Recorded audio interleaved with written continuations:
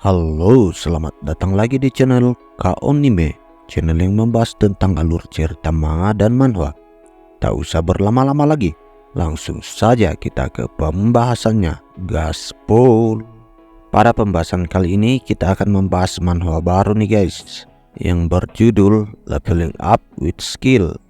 Dalam manhwa ini dikisahkan bahwa ada 4 opsi yang disajikan kepada umat manusia, dibawa ke dalam bahaya dari monster misterius yang melahat umat manusia pada tahun 2020. Pemain yang telah menyelesaikan labirin di setiap mode harus kembali ke bumi dan bersiap untuk invasi dewa-dewa kuno. Mode tersebut adalah yang pertama isi mode, di mana siapapun dapat bertahan. Yang kedua adalah mode normal, di mana hanya yang kuat saja yang bisa bertahan. Dan yang ketiga adalah hard mode, di mana hanya 1% yang dapat bertahan di mode solo dengan kesulitan ekstrim. Pada cerita kali ini, Kang Tae-san adalah MC kita. Dia adalah seorang pemain manusia terkuat di dalam isi mode, yang menaklukkan labirin dengan cara yang luar biasa dan memiliki kemampuan yang tidak dimiliki oleh orang lain. Namun karena dia berasal dari latar belakang isi mode, kekuatan absolutnya kurang. Akhirnya hari perhitungan terakhir umat manusia telah tiba. Kesempatan ajaib muncul saat dia sekarat di dalam keputusasaan. Kali ini aku pasti akan menjadi lebih kuat. Tantang labirin sekali lagi. Kang Tae-san, pemain terampil, maju ke mode solo. Bagaimanakah kisah kelanjutan tentang Kang Tae-san? Tak usah berlama-lama lagi, langsung saja kita ke pembahasannya. Gaspol. Di awal scene pada chapter kali ini memperlihatkan di mana dunia yang sudah kini mulai hancur. Gedung-gedung yang ada di sana mulai rusak. Kemudian ada seseorang pemuda yang berjalan-jalan di sana. Kini diperlihatkan pemuda tersebut sedang diintai oleh beberapa monster. Setelah pemuda itu sampai di suatu tempat, dia melihat ada monster yang sedang memakan mayat dari manusia. Seketika monster itu menyadari kehadiran dari pemuda itu. Para monster itu pun langsung beralih dan menyerang pemuda itu. Tetapi pemuda itu masih terlihat santai dan tidak bergeming sedikit pun. Dia pun langsung memicu skillnya dan langsung menarik sebuah dagger dan menebaskannya kepada semua monster yang ada di sana. Dalam sekali tebasan, monster itu pun langsung menghilang. Kini kita dibawa ke sebuah gedung yang seperti sebuah tempat penampungan. Diperlihatkan ada seorang pemuda yang menggunakan armor berat. Pemuda ini bernama Geum Jung Geun. Dia adalah seorang hard player, dan nampaknya dia berbicara dengan seorang pemuda tadi yang berbaju hitam. Nampaknya dia menanyakan tentang kejadian yang baru saja dialami. Namun si pria berbaju hitam itu menjawab bahwa tubuh dari temannya sebelumnya sudah dimakan oleh monster, dan yang memakannya adalah 3 dari monster kelas A. Kemudian Geum Jung pun berkata dalam hati, hard mode player itu kuat, namun monster kelas A berada pada level yang sama dengan hard mode player, dan sangat berbahaya jika ada 3 monster kelas A berada di sekitar mereka. Ia pun memutuskan untuk mengurus monster-monster itu. Tetapi si pria baju hitam mengatakan bahwa aku telah mengurusnya, jadi jangan khawatirkan akan hal itu. Geum Jung pun menanyakan kepada pria itu bahwa sebenarnya dia bukanlah isi mode player. Dan di sini kita diperkenalkan dari nama si pria berbaju hitam ini. Ya, dia adalah sang MC kita, Kang Tae-san. Dia adalah seorang isi player. Kang Tae-san pun menjawab pertanyaan dari Geum Jung bahwa apa yang kau bicarakan? Ada banyak orang yang telah melewati labirin bersamaku, jadi aku benar-benar seorang isi mode player. Namun Geum Jung berkata, semua isi player sudah mati sekarang kecuali kau. Bahkan yang bergabung dalam waktu 2 hari langsung mati. Dia kebingungan bagaimana caranya seorang isi player bisa bertahan dalam situasi ini. Bahkan normal player pun hampir tidak bisa bertahan. Dan dia pun melanjutkan, bagaimana kamu bisa begitu kuat? Aku juga adalah seorang hard mode player, tapi aku yakin aku bukanlah tandinganmu. Namun sang MC hanya santai dan menjawabnya itu karena kalian menaklukkannya terlalu sembarangan.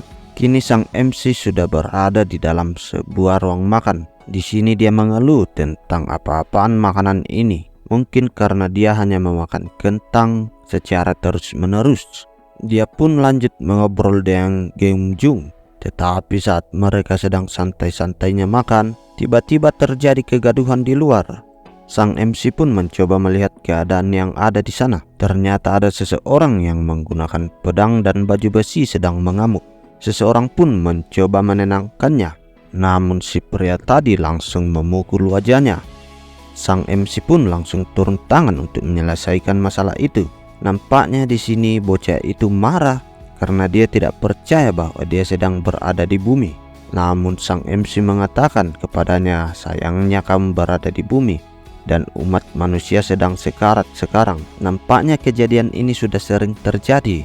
Kang Taesan pun berbicara dalam hati. Sebagian besar player yang kembali ke bumi dari labirin itu adalah kejadian umum dan itu bukan sesuatu yang mudah diterima. Dan jikalau begitu, hanya ada satu cara untuk membuatnya percaya, yaitu dengan memukuli mereka. Di sini sang MC pun langsung menantangnya berduel. Sembari dia menanyakan siapa nama dari bocah itu. Bocah itu mengatakan bahwa namanya adalah Lee Changchun. Kemudian saat melihat status dari sang MC yang pada kenyataannya Kang Taesan ini hanyalah isi mode player, si Lee Changchun ini menganggap entengnya. Ia mengatakan bahwa itu sangatlah lucu, seorang isi player berani meminta duel kepada hard player. Melihat Lee Changchun yang terus saja membacot, Kang Taesan pun langsung mengatakan diam dan majulah. Seketika hal itu membuat Lee Changchun menjadi jengkel dan dia langsung menarik pedangnya dan mengaktifkan segala skillnya. Nampak pedangnya kini seperti diselimuti oleh api. Setelah itu dia langsung melancarkan sebuah serangan yang menuju ke Kang Taesan. Seketika sebuah ledakan pun terjadi. Kemudian Kang Taesan pun mengaktifkan skillnya. Serangan pertama Kang Taesan pembatalan diaktifkan. Tingkat kerusakan yang diterima adalah 0 dan terlihat Kang Taesan yang tampak baik-baik saja. Dia menahan serangan Lee Changchun hanya dengan menggunakan 2 jari. Kemudian Kang Taesan pun melancarkan sebuah serangan yang menuju ke Lee Changchun. Sembari mengaktifkan skillnya penilaian mutlak Kang Taesan, abaikan kekuatan pertahanan dan skill lawat. 49 kerusakan pada Lee Changchun. Kang Taesan pun berpikir hanya 49 kerusakan. Benar, status absolut dan perbedaan level antara pemain muda dan sulit tidak bisa dipersempit. Kemudian Kang Taesan mencoba melancarkan serangan kembali sembari mengaktifkan skill tambahan menggandakan kekuatan serangan saat ini. Dia pun langsung menghantam tubuh Lee Changchun. Lee Changchun pun yang menerima serangan itu langsung terbaring dan mencium tanah air. Setelah itu sang MC mengatakan bahwa ini benar-benar bumi. Namun Lee Changchun yang masih sulit mempercayai kenyataan itu hanya bisa menangis. Dan dia berkata, jika aku tahu seperti ini jadinya, aku tidak akan menaklukkan labirin. Kemudian diceritakan saat dunia masih damai, suatu hari langit tiba-tiba terbelah dan monster muncul keluar. Kemudian ada pilihan yang disajikan kepada manusia. Pilihan itu ada 4. Yang pertama isi mode, kemudian normal mode, kemudian hard mode, dan yang terakhir adalah mode alone. Player yang memasuki labirin dengan memilih tingkat kesulitannya harus menaklukkan labirin dan kembali ke bumi yang kini sudah dipenuhi oleh monster dan sudah mendekati pada kehancuran. Setelah sang MC menangani masalah Lee Changchun, kini sang MC kembali memakan kentangnya. Tapi tiba-tiba saja banyak orang yang bersorak-sorai di sana. Ternyata hal itu diakibatkan karena kemunculan seorang wanita bernama Lee Taeyeon. Lanjut, kini Kang Taesan pun berada dalam sebuah museum. Dia kesini bertujuan untuk menemui Lee Taeyeon dan membicarakan sesuatu. Namun Lee Taeyeon mengatakan, apa kau mengajarnya dengan baik, si pemula dalam mode hard itu. Kemudian Lee Taeyeon pun melanjutkan perkataannya bahwa seorang dengan isi mod menghajar hard mode player dengan begitu mudah. Bukankah itu adalah sebuah cerita yang aneh? Kemudian diperlihatkan jendela status dari Lee Tae-yeon. Dia berlevel 258 dan mempunyai HP sebanyak 45.000 dan juga mana sebanyak 7.000 serta strength-nya itu 10.000, intelligence 9.000, agility 13.000, attack 5.000 dan defense-nya 8.000. Dan di sini juga Kang Tae-san memperlihatkan jendela statusnya. Kang Tae-san kini berada di level 57, HP 1000, mana 800, strength-nya 105, intelligence 100, agility 98, attack 49 dan defense-nya 58. Setelah melihat itu, Lee Tae-yeon pun mengatakan, "Seperti yang diduga, kau sangat lemah. Tetapi untuk isi player, kamu cukup baik." Kemudian dia lanjut menjelaskan tentang labirin yang dibagi menjadi 4 kesulitan yang berbeda. Saat player menaklukkan labirin, semua pertumbuhan terhenti, membuat tidak mungkin menjadi lebih kuat. Kesenjangan kekuatan tergantung pada tingkat kesulitannya sangat drastis. Statistik hard player semuanya lebih tinggi dari Kang Tae-san. Namun tidak ada satupun dari mereka yang bisa menahan bahkan satu serangan dari Kang Tae-san. Alasannya adalah karena skill yang dimiliki oleh Kang Tae-san. Lanjut, Lee Tae pun mengeluarkan sebuah item yang berbentuk seperti pulpen.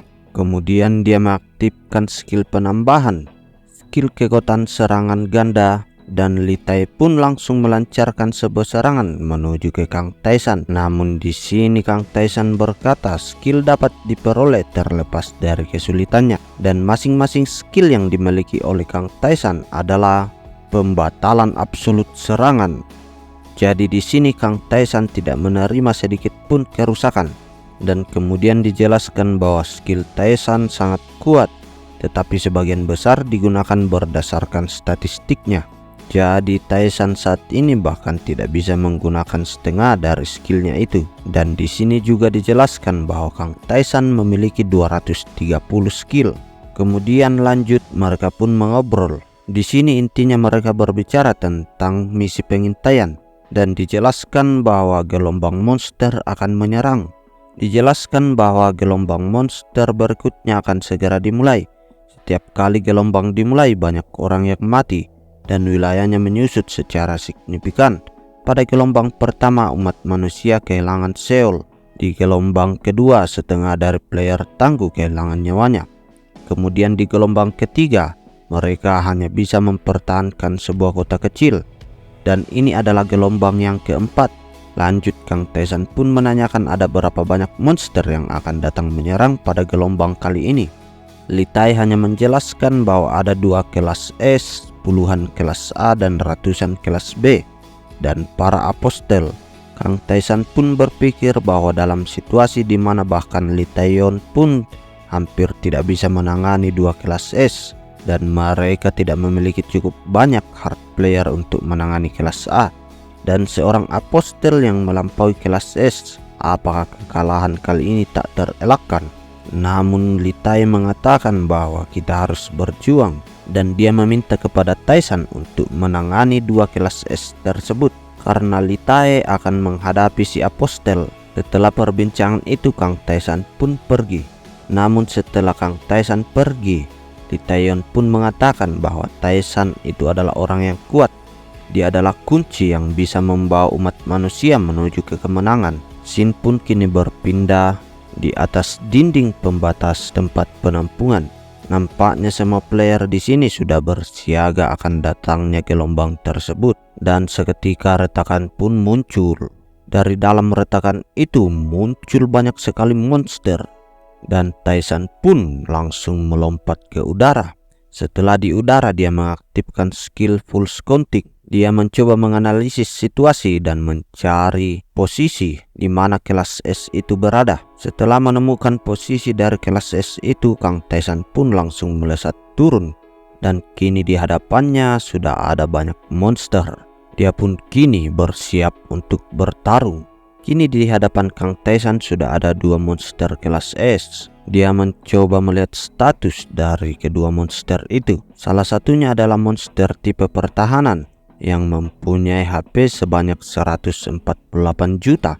Dan yang satunya lagi adalah tipe penyerang jarak jauh dan mempunyai HP sebanyak 1.200.000. Kini Kang Taisan pun melancarkan rentetan serangan. Dia memilih monster tipe serangan untuk dihancurkan terlebih dahulu.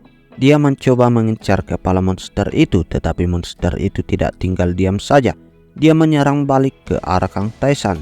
Monster itu melancarkan serangan yang berbentuk seperti laser dan memotong semua yang terkena dari serangan itu. Kang Taisan masih dapat menghindari serangan-serangan tersebut dan mencoba melakukan serangan balik. Namun nampaknya di sini serangan Kang Taisan itu tidak berdampak besar. Dan kemudian dilanjutkan, Kang Taisan mengaktifkan sebuah skill bertarung secara paksa. Kini dia mengincar monster pertahanan. Seketika sebuah perisai mengelilingi mereka berdua. Dan kini terjadilah pertarungan antara Kang Taisan melawan monster pertahanan. Kini Kang Taisan pun melancarkan banyak serangan. Dia mengaktifkan banyak sekali skillnya, sehingga skillnya itu pun berkelipatan secara terus-menerus. Sehingga itu membuat dampak yang besar diterima oleh monster dan mengakibatkan kerusakan sebanyak 92 juta. Tapi nampaknya monster penyerang tidak tinggal diam melihat teman yang sedang dibantai. Dia langsung melancarkan serangan menuju ke arah Kang Taisan. Kang Taisan pun terkena serangan itu dan mengalami banyak kerusakan. Kang Taisan pun tidak tinggal diam. Dia langsung menyerang balik ke arah monster penyerang. Namun kini sesuatu yang tidak diinginkan terjadi. Mana poin dari Kang Taisan tinggal tersisa 21. Lanjut rentetan serangan pun dilancarkan oleh Kang Taisan. Setelah cukup lama bertarung, kini Kang Taisan pun berhasil menghabisi monster itu. Namun setelah kembali ke tempat penampungan, semua teman-temannya di sana sudah terbantai, termasuk Litai pun. Kini sudah terkapar tak berdaya. Saat Kang Taisan mencoba mendekati tubuh Litai, tiba-tiba apostel itu pun muncul.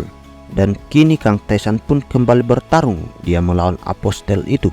Namun nampaknya apostel itu terlalu kuat untuk dihadapi oleh Kang Taisan seorang diri. Kini Kang Taisan dibuat tak berdaya. Dan dia berpikir bahwa dia akan mati sebentar lagi. Dan dia pun mulai menyesali akan pilihannya dahulu saat dia hanya memilih isi mode. Kini bayangan dari masa lalu pun terlintas di pikirannya. Banyak bayangan dari kawan-kawan yang telah mati. Kang Taisan berkata bahwa bagaimana kalian begitu lemah bahkan setelah memilih mode normal atau hard. Andai saja kalian melakukan setengah dari pekerjaan yang kulakukan. Dan setelah itu mata Kang Taisan pun terpejam. Seketika batu yang dipegang oleh Litai pun bersinar. Kang Taisan melihat hal itu mencoba merangkak mendekati Litai. Namun si apostel juga masih berada di sana. Untuk dapat meraih itu, Kang Taisan mengaktifkan satu skill terakhirnya, yaitu time stop. Dan dia pun memeriksa batu yang dipegang Litai. Ternyata batu itu bernama Besoar Ouroboros. Batu itu adalah batu dari para dewa yang mengontrol siklus kehidupan. Dan batu itu dapat memutar waktu satu kali. Dan hanya untuk satu orang. Dan tanpa menyanyiakan kesempatan itu, Kang Taisan pun langsung mengaktifkan skill dari batu itu. Dan kini Kang Taisan pun kembali ke masa lalu, di masa di mana kiamat belum terjadi. Dijelaskan bahwa kiamat itu terjadi pada tanggal 1 Januari 2020, itu adalah awal tahun baru. Ini Kang Taisan pun langsung menuju keluar dari kamarnya dan menunggu retakan itu muncul di langit. Seketika setelah retakan itu muncul di langit, muncul jendela notifikasi yang berada di hadapan Kang Taisan. Kali ini dengan rasa percaya diri dan membulatkan tekadnya, Kang Taisan pun memilih mode solo, di mana mode solo ini adalah mode dengan tingkatan tertinggi. Dan satu-satunya hal yang akan dia temui di sini adalah monster dan NPC. Kini Kang Taisan pun memasuki gerbang dari mode yang telah ia pilih. Dan tiba-tiba saja tubuhnya diteleportasi ke suatu tempat. Kini ia berjalan mencoba menelusuri kota tersebut. Dan kini ia sudah berhadapan dengan seorang pria penjaga gerbang.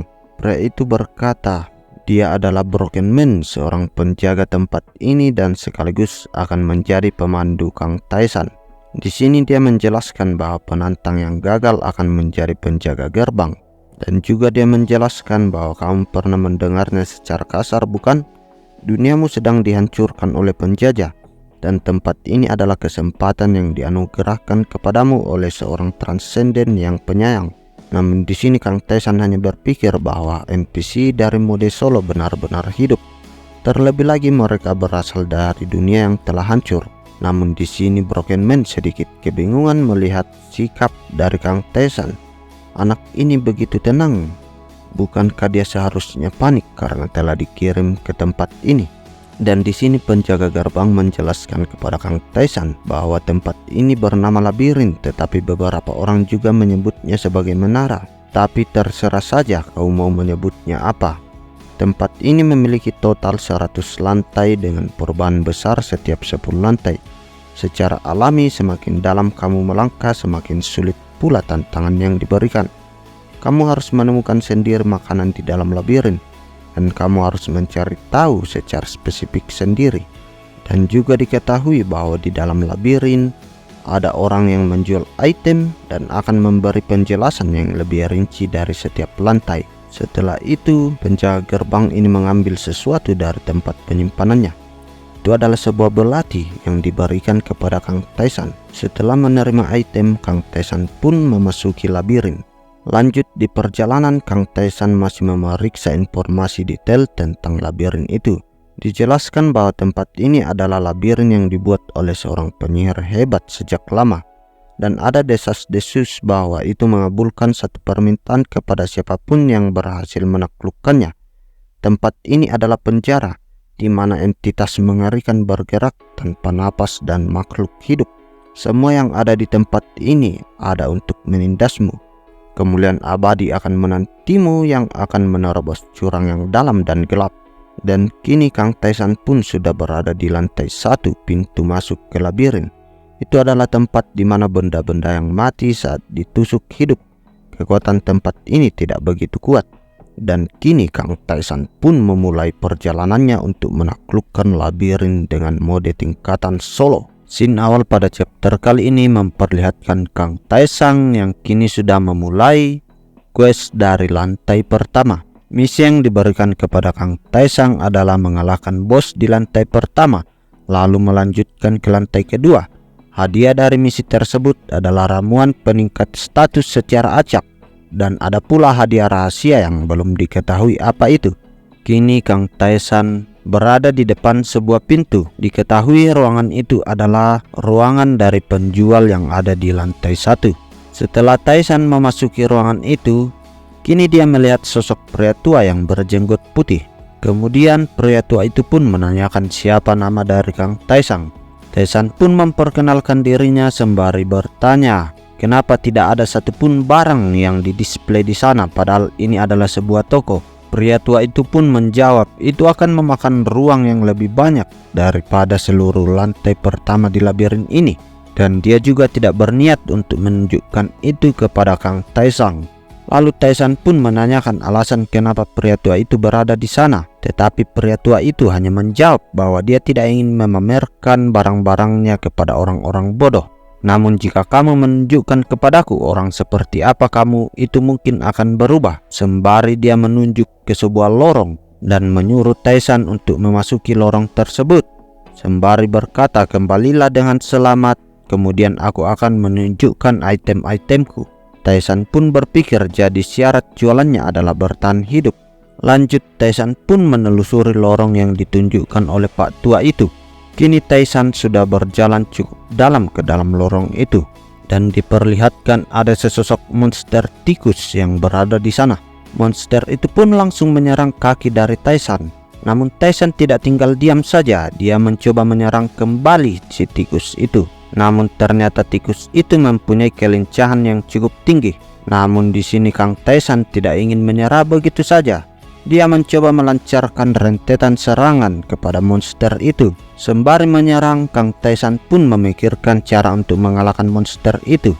Dia memikirkan bahwa jika dia tidak bisa mengikuti kecepatannya, jadi satu-satunya pilihan adalah memprediksi kapan dia akan bergerak. Dan rentetan serangan itu pun berhasil membuahkan hasil. Kini monster Big Rat itu mulai terintimidasi akan rentetan-rentetan serangan yang dilancarkan oleh Kang Taisan, sehingga membuat monster itu menjadi sedikit lamban.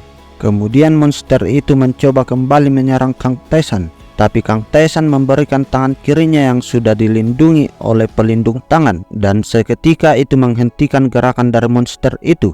Taesan pun tidak menyanyiakan kesempatan itu dan langsung menusuk perut dari tikus itu. Kini Kang Taesan pun berhasil mengalahkannya dan kembali ke tempat Pak Tua tadi berada. Sontak Pak Tua itu pun terkejut melihat Kang Taesan yang masih baik-baik saja dan membawa kantong yang berisikan daging dari monster tikus tadi. Kini Kang Taesan memperlihatkan isi kantong yang dia bawa kepada Pak Tua itu. Kantong itu berisi dari daging big rat dan juga kulitnya. Dan tak lupa Kang Taesan pun mencoba menjual itu kepada si Pak Tua.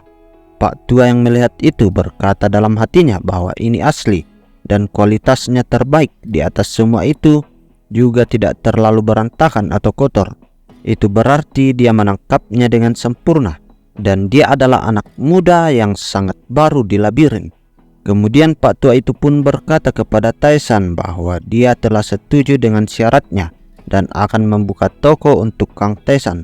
Dia mengatakan bahwa dia hampir menjual semuanya. Jadi katakan saja apa yang kau mau. Jadi Kang Taesan langsung merequest sebuah perisai besar yang bisa dibawa dengan menggunakan kedua tangan. Dia menjelaskan bahwa perisai besar itu bisa digunakan untuk menyerang dan bertahan. Seketika Pak Tua itu langsung membuka pintu emas. Kini ruangan itu pun dipenuhi dengan cahaya yang berkilauan, dan dia mengambil sebuah perisai dari dalam penyimpanan ruangannya itu. Perisai itu bernama perisai menara berat. Kekuatan offense-nya 1 dan defense-nya 5. Cukup keras dan mampu menahan banyak serangan. Dan Pak Tua itu pun mengatakan bahwa harganya itu 500 emas. Tetapi saat ini uang Taesan hanya ada 243 emas. Jadi yang harus dia lakukan sekarang adalah kembali untuk berburu big rat. Sesaat Kang Taesan ingin pergi, tiba-tiba Pak Tua itu melemparkan perisainya kepada Taesan. Dia mengatakan bahwa dia memberikan perisai itu secara gratis, dan kemudian Pak Tua itu kembali mengambil barang-barang dari dalam penyimpanannya. Dia berkata bahwa Taesan memiliki 250 emas, jadi dia yakin ada beberapa item yang dibutuhkan dan bisa dibeli oleh Taesan. Dan Taesan pun bertanya kenapa dia memberikan banyak barang kepadanya. Tetapi Pak Tua itu hanya menjawab bahwa anggap saja ini adalah sebuah investasi untuknya. Dan Taesan pun merasa sangat terbantu akan item-item yang diberikan oleh Pak Tua itu. Kini jalan Kang Taesan untuk menjadi lebih kuat selangkah lebih maju dari orang-orang yang lain. Dia kini mempunyai koneksi ke penjual yang ada di lantai 1. Kini Kang Taesan pun melanjutkan perburuan. Sekarang dia sudah dikepung oleh monster-monster tikus dan pertarungan pun tak terelakkan. Dengan sigap Kang Taesan pun langsung mengambil perisainya. Dia mencoba menerobos dan menabrakkan perisainya itu kepada monster yang ada di sana. Tetapi itu masih bisa dihindari oleh monster tikus itu. Kemudian monster tikus itu mencoba menyerang Kang Taesan. Namun dengan banyaknya pengalaman yang dialami oleh Kang Taesan di masa lalu, dia mampu melihat celah dan menyerang balik. Dengan sekali serangan menggunakan perisainya, 2 monster sudah tumbang di sana. Kini tersisa tinggal 1. Sembari tersenyum, Kang Taesan pun mengalahkan monster yang tersisa itu. Setelah berburu, kini Kang Taesan sudah berada di tempat perlindungan di dalam labirin. Ini adalah area aman untuk para player. Musuh tidak bisa menyerang di tempat ini. Dan di sana terdapat pula sebuah air mata kehidupan. Kang Taesan adalah player pertama yang menemukan mata air itu. Seketika dia mendapatkan bonus penemuan pertama, yaitu intelligence-nya meningkat 1 secara permanen dan mananya meningkat 2 poin secara permanen. Kang Taesan pun mendekati kolam mata air itu dan langsung meminum air yang ada di kolam. Seketika semua kelelahan yang diakibatkan oleh pertarungan sebelumnya kini hilang. Kini Taesan berada dalam kondisi terbaiknya. Tak lupa sembari bersantai di sana, Taesan pun memeriksa informasi-informasi yang diposting di dalam sebuah komunitas. Banyak informasi yang ditemukan oleh Kang Taesan di sana. Tapi seketika dia tersenyum ketika melihat status yang diposting oleh Lee Tae. Dia tidak pernah berpikir bahwa Lee Tae adalah player terkuat yang selalu percaya diri. Akan sangat kebingungan seperti sekarang ini. Taesan pun berpikir bahwa sudah sehari sejak labirinnya dibuka. Masuknya player solo skala penuh akan dimulai 1 bulan dari sekarang. Jadi seharusnya masih banyak orang yang masih hidup saat ini. Mode solo memiliki sistem hadiah yang proporsional dengan tingkat kesulitannya. Meskipun kehilangan banyak hadiah dengan mengalahkan bos melalui metode yang tidak adil, Lee Tae-yeon masih saja dielu-elukan sebagai player terkuat. Dan di sini Kang Tae-san juga ingin mengetahui bagaimana jadinya. Memanglah sangat sulit memasuki labirin tanpa informasi dan panduan yang dapat dipercaya. Bahkan jika kamu mempercayainya, sangat sulit mengatakan seberapa efektifnya itu. Dari ribuan player yang masuk ke mode solo, hanya Lee Tae-yeon yang berhasil bertahan. Kini Tae-san mencoba mengambil daging big rat yang dikeluarkan dari penyimpanannya, dan dia langsung memakan daging itu. Ternyata daging itu beracun, dan seketika Tae-san pun meminum air dari sumber mata air tadi. Itu semua bertujuan untuk memulihkan kondisinya kembali. Dia melakukan itu secara terus dan berulang-ulang, sehingga dia telah berhasil mengembangkan resistensinya terhadap penyakit yang tidak terhitung jumlahnya. Dia pun mendapatkan sebuah skill pasif khusus bernama Dies Resistance. Skill pasif itu memiliki tingkat kemahiran 1% resistensi terhadap berbagai penyakit.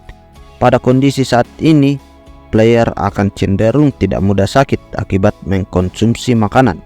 Dikatakan bahwa jika kamu meningkatkan kemahiranmu dengan skill ini, kamu sebenarnya akan kebal terhadap keracunan makanan. Awalnya itu adalah sebuah skill yang diperoleh melalui pengalaman mengontrak berbagai penyakit.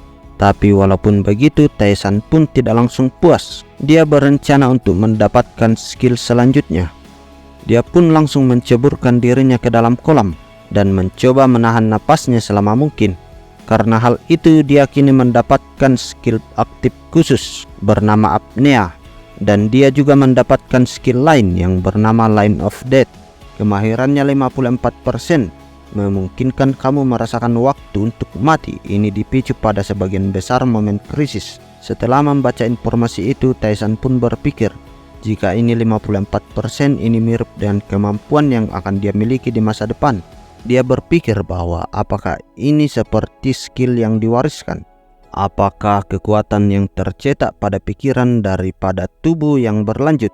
Namun skill lain seperti skill berdarah dingin dan wawasan hanya memiliki kemahiran 1%.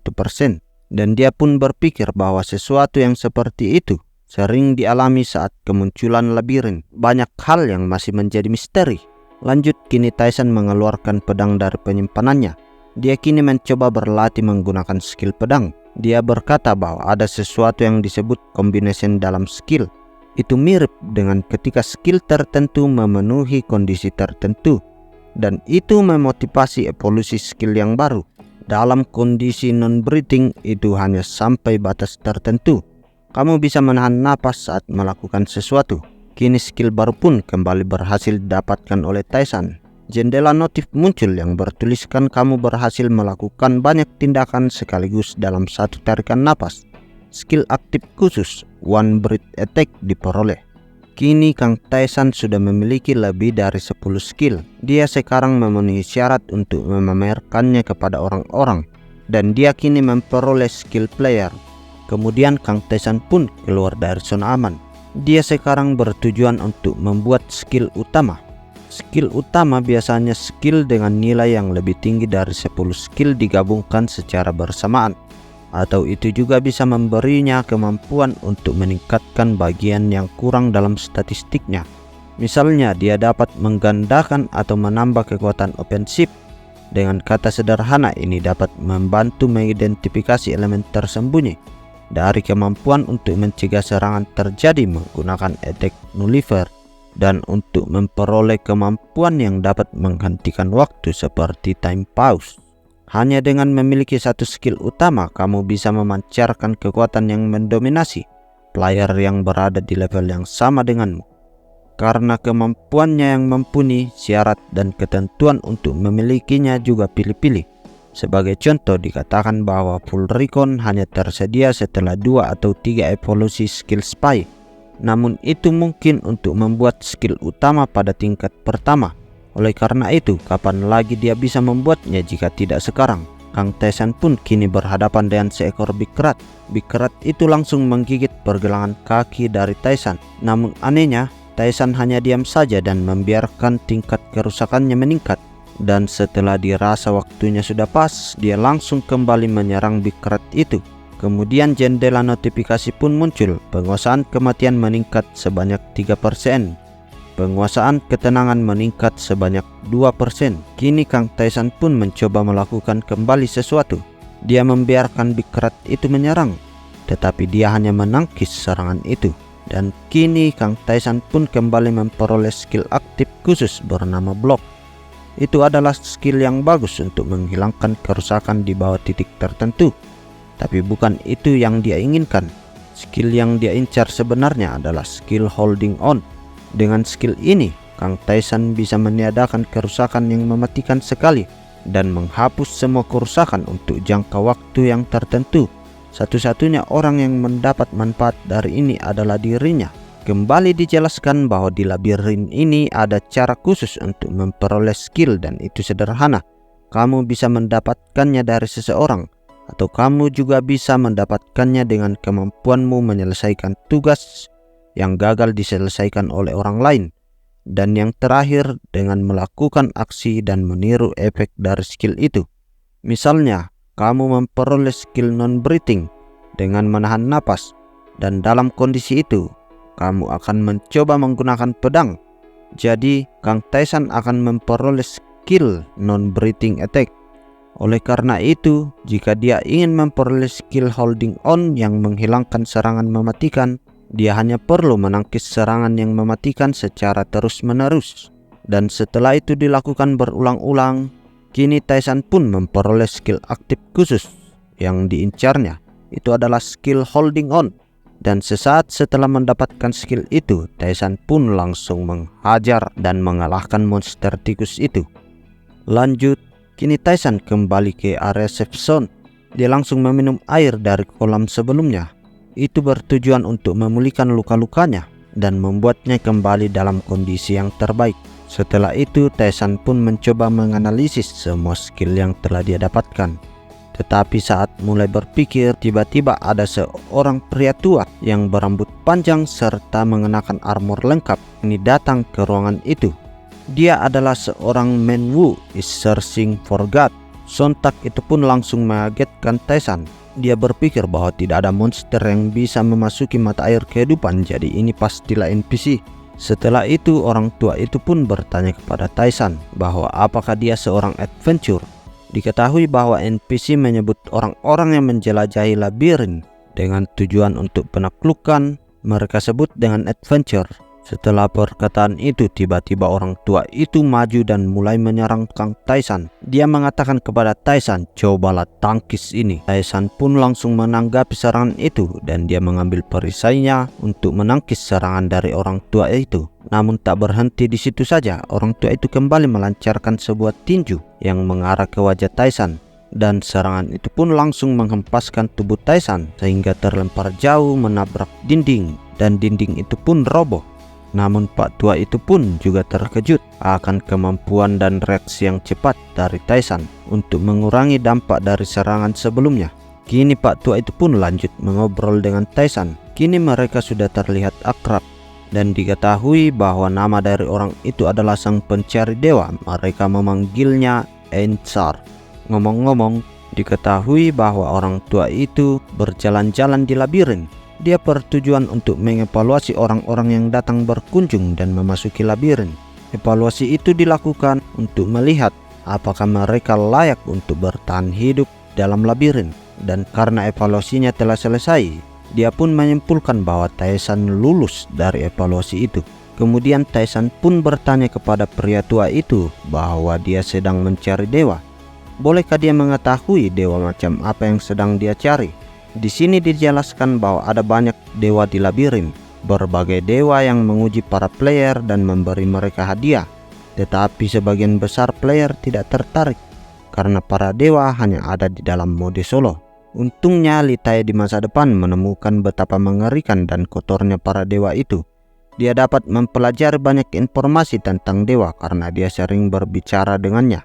Kemudian Pak Tua itu pun mengatakan bahwa dewa yang dia layani adalah Dewi Cinta. yang dipanggil dengan sebutan Lebinenov. Tapi pada akhirnya dunia Pak Tua itu pun hancur dan satu-satunya orang yang dapat mengingat dewinya itu adalah dirinya sendiri. Dia datang ke labirin ini dengan bertujuan untuk mencari dewinya itu. Namun di sini Tae-san juga mengenal dewi itu. Informasi itu diberikan oleh Lee Tae-yeon kepada dirinya. Dan juga Tae-san mengetahui ada di lantai berapa sang dewi itu. Namun di masa depan saat Lee Tae menemukan dewi itu sudah tewas terbunuh. Kemudian lanjut Pak Tua itu pun bertanya kepada Tae-san, apakah Tae-san ini harus bergegas menyelesaikan labirin. Namun Tae-san menjawab itu tidak terlalu terburu-buru. Lanjut Pak Tua itu pun mengatakan bahwa dia ingin mengajari sebuah skill kepada Tae-san. Itu adalah sebuah jackpot yang kini ditemukan Tae-san. Tae-san berpikir bahwa NPC ini sangat kuat. Tidak ada alasan untuk menolak ketika seseorang sepertinya mengajari keahliannya. Pak Tua itu pun melanjutkan perkataannya bahwa dia mengajari ini secara gratis dan tentu saja ini tanda permintaan maaf darinya. Dan kini Tae-san pun mulai dilatih oleh Pak Tua itu. Di scene awal kali ini dijelaskan bahwa ada banyak skill di labirin, di antaranya basic skill adalah yang bisa didapatkan dengan mudah hanya dengan satu gerakan. Kemudian ilmu pedang jika menggunakan pedang, teknik perisai jika kamu menggunakan perisai, serta ilmu tombak jika kamu menggunakan tombak. Kamu akan mendapatkan skill dasar saat kamu menggunakan senjata. Semakin tinggi kemahirannya, maka semakin tinggi pula pengetahuan dan penggunaan senjatamu.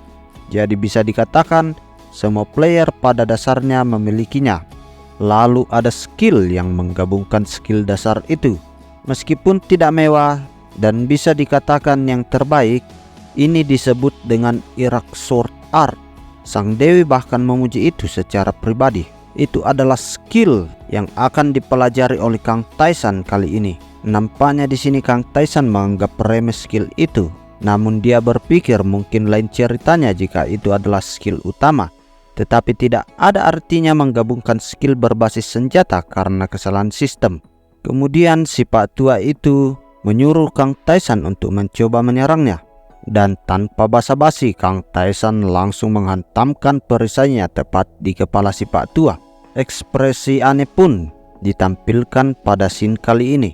Kemudian setelah itu Pak Tua kembali menyuruh Kang Tae-san untuk menyerangnya, tapi kali ini menggunakan kepalan tangan. Dan tanpa aba-aba Kang Tae-san langsung menyerang Pak Tua itu tepat di dadanya. Pak Tua itu pun langsung mengatakan kepadanya, "Apa kau mengerti tentang poinku?" Tetapi Kang Tae-san bertanya kepadanya kembali, "Apa kamu berbicara tentang bagaimana kerusakan berubah berdasarkan senjata?" Pak Tua pun menjawab bahwa itu benar, kamu cepat. Inilah kenapa para adventure hanya menggunakan satu senjata. Misalnya jika kamu menggunakan gauntlet dengan kekuatan serangan plus 50 dan pedang dengan kekuatan serangan plus 20 secara bersamaan, jika kamu menyerang dengan pedang kamu hanya memberikan 20 kerusakan, dan jika kamu menyerang dengan menggunakan gauntlet kamu hanya memberikan 50 kerusakan. Tidak mungkin kamu bisa menangani kerusakan gabungan sebesar 70. Namun di sini Kang Tae-san mengatakan bahwa bukankah itu sudah jelas, jika bisa menggabungkan kekuatan serangan dari kedua senjata tersebut, maka setiap player akan membawa banyak sekali senjata. Itulah sebabnya kami hanya fokus pada satu senjata utama dan untuk meningkatkan kemahirannya. Namun Pak Tua menjawab bahwa bukankah itu merepotkan, menggunakan hanya satu senjata dalam pertempuran itu tidak masuk akal. Pertempuran adalah masalah hidup dan mati, tentu saja kamu harus menggabungkan setiap bagian tubuhmu. Kamu tidak bertarung hanya dengan senjata tetapi juga dengan lengan dan bahumu.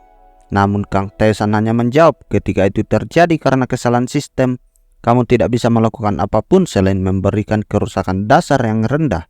Pak Tua pun kembali menjawab bahwa itu benar, tapi gereja yang kami layani tidak menyukainya. Tubuhku adalah senjataku dan senjataku juga ini adalah tubuhku. Tidak perlu membedakan keduanya. Itu sebabnya setelah penelitian panjangku, aku akhirnya bisa mengembangkan Irak Sword Art. Di labirin tidak hanya memungkinkan kamu menggabungkan skill dasar, kamu juga dapat menggabungkan kekuatan serangan total semua equipmentmu. Sontak perkataan itu pun mengagetkan Kang Tae-san.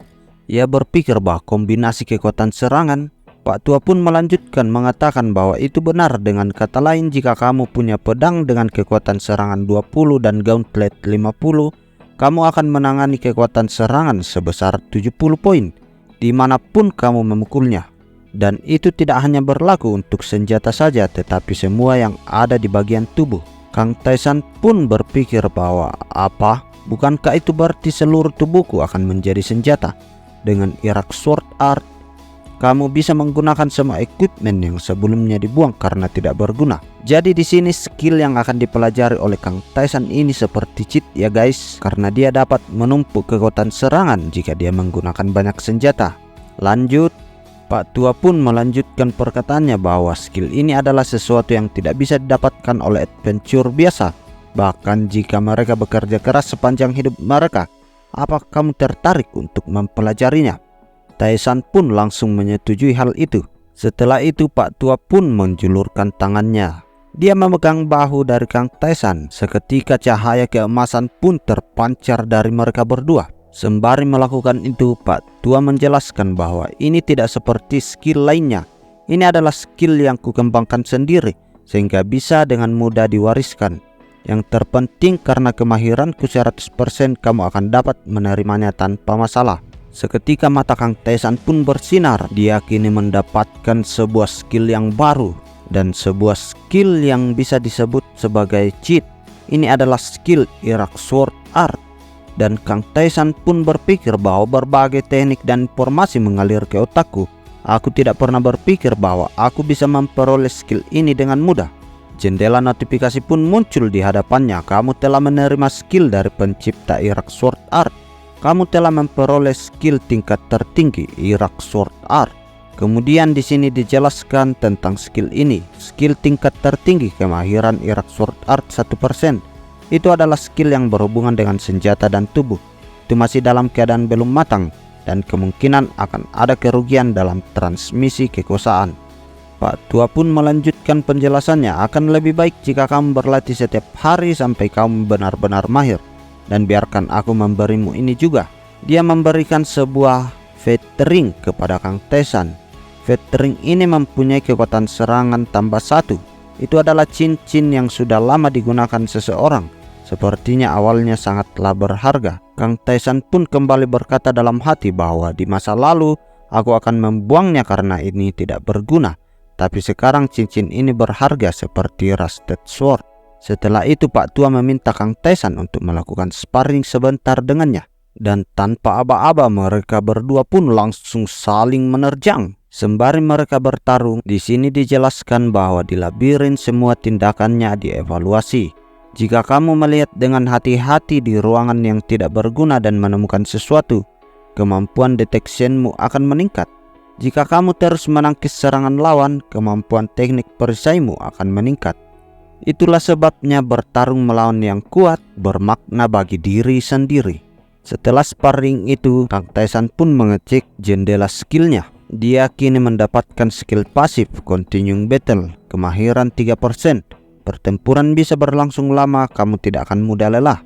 Dan berkat skill itu pun, Kang Taisan tidak lagi mudah untuk mendapatkan rasa lelah.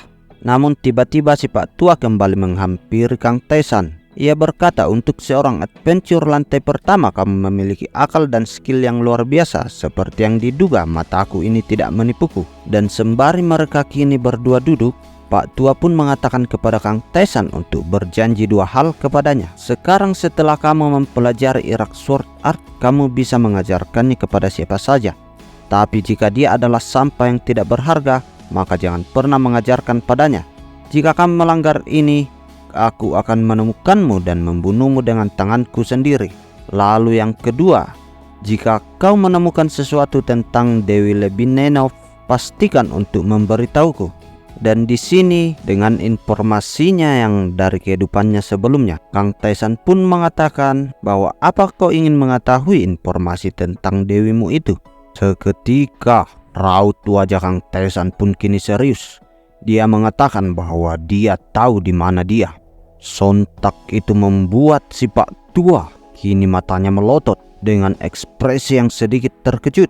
Namun nampaknya si Pak Tua kurang percaya dengan hal itu. karena dia berkata bahwa dia telah menjelajahi seluruh labirin selama ribuan tahun, tapi dia bahkan tidak bisa menemukan jejaknya. Dan bagaimana mungkin penghuni lantai 1 sepertimu mengetahui keberadaannya? Taisan pun kini berpikir bahwa dia tidak mempercayainya. Itu sudah diduga, tapi dia telah mempertimbangkan pencegahannya.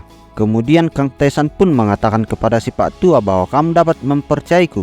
Ada item yang berhubungan dengan labirin di duniaku, dan kamu akan melihatnya. Dan cara untuk menemukannya adalah dengan menggunakan peta ke entitas tertentu. Seketika si Pak Tua pun itu, kini tubuhnya bergetar, sembari berkata dengan terbata-bata, "Jangan bilang, Flute of the Divine Call, kamu memilikinya di duniamu."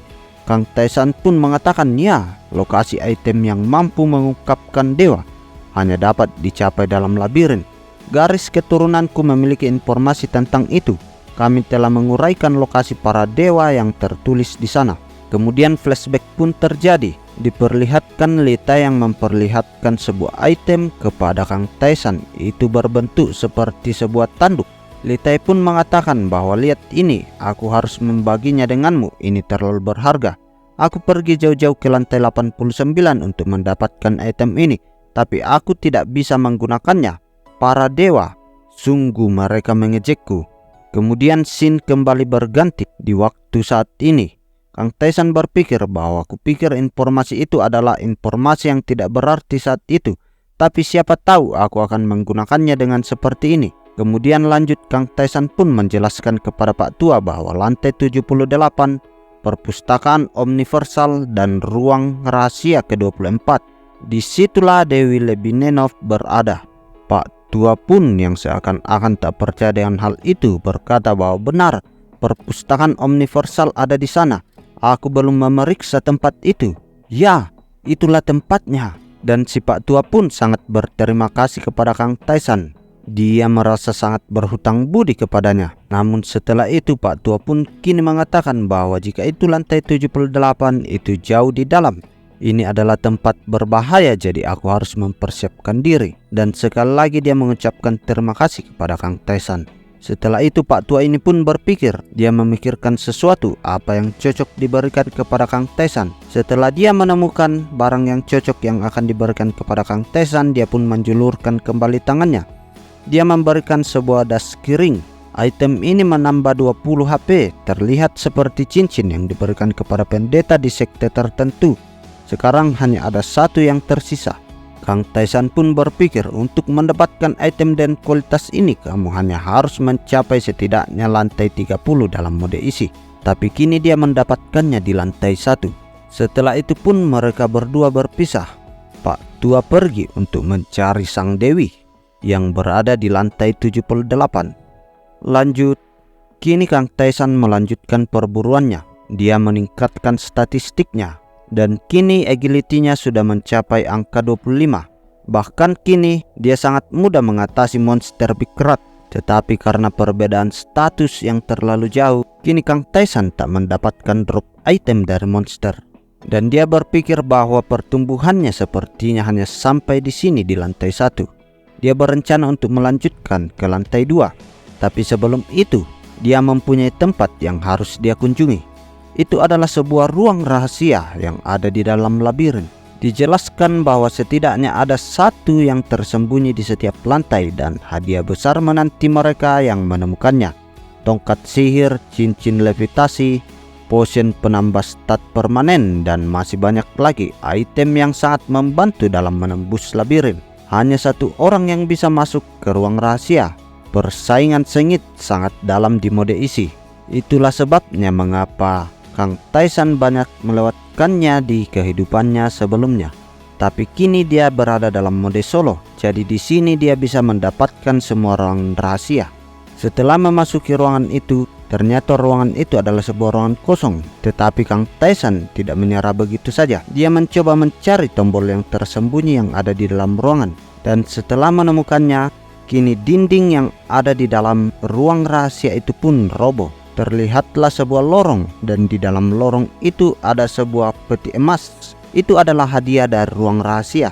Kemudian dia mengambil mayat dari monster tikus sebelumnya. lalu melemparkannya ke dalam lorong itu. Seketika jebakan yang ada di situ pun aktif dan langsung menyerang mayat monster tadi yang dilemparkan oleh Kang Taisan. Setelah itu Kang Taisan pun maju.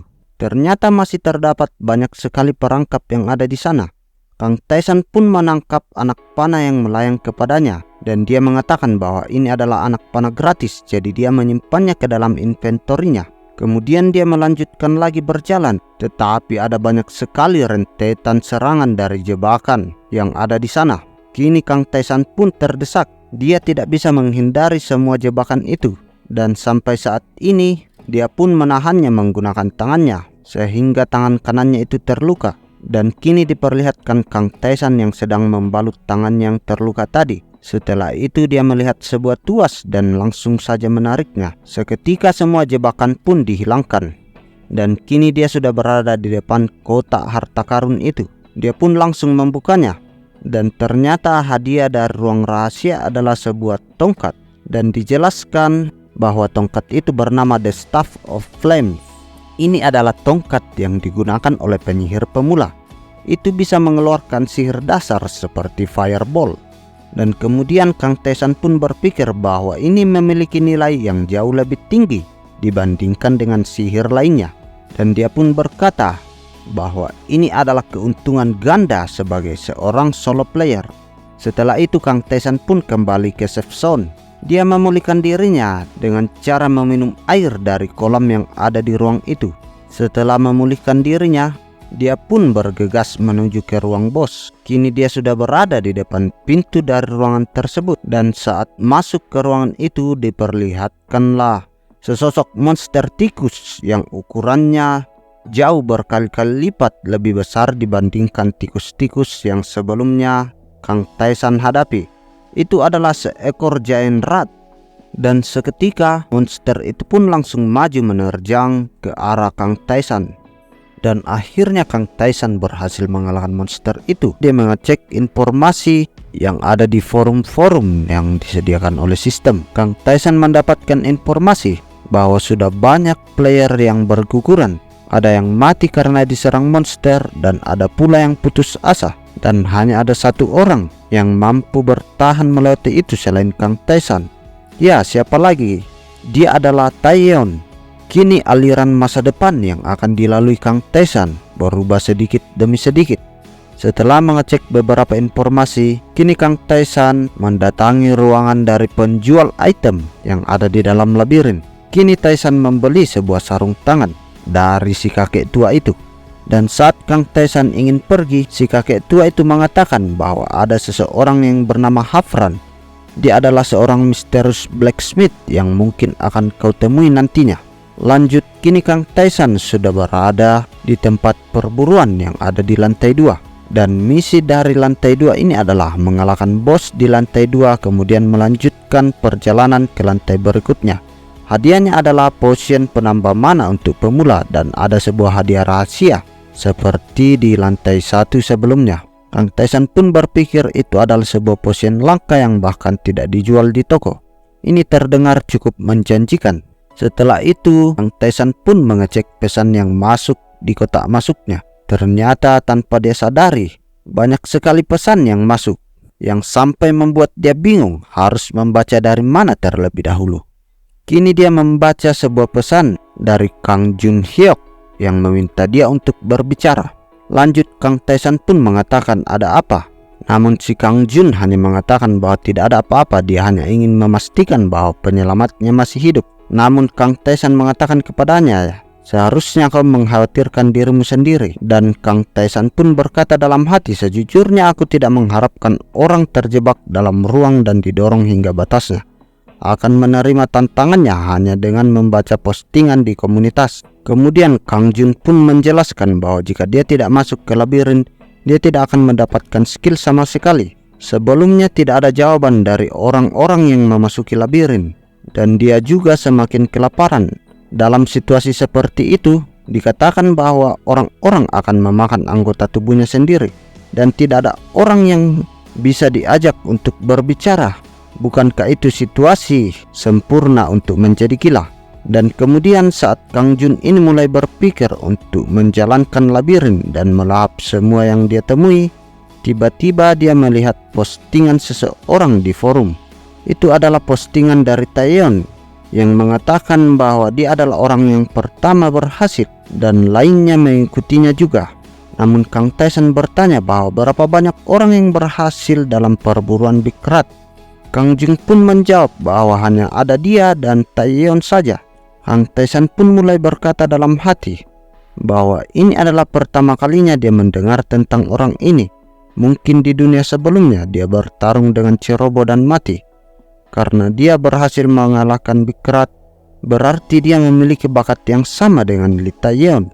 Kemudian mereka berdua melanjutkan perbincangan. Mereka memperbincangkan sesuatu dan banyak hal. Setelah perbincangan itu, Kang Taesan pun kini mencoba menelusuri apa yang ada di lantai 2 di mode solo itu. Diketahui bahwa lantai 2 adalah awal sebenarnya dari sebuah labirin, karena lantai 1 itu hanyalah sebuah tutorial. Dan kini Kang Taesan mencoba menyerang beberapa goblin yang ada di lantai 2. Tapi sepertinya kali ini Kang Taesan akan menggunakan senjata jarak jauh untuk menyerang goblin-goblin itu. Dengan wajah yang tersenyum, Kang Taesan mengatakan, "Majulah kalian semua." Ya, dan itu adalah akhir dari part kali ini. Bagaimanakah kisah kelanjutan tentang Kang Taesan? Tetap pantau channel ini untuk mendapatkan update dan cerita menarik lainnya. Sampai di sini dulu ya Mas Bro. Salam KO Nime.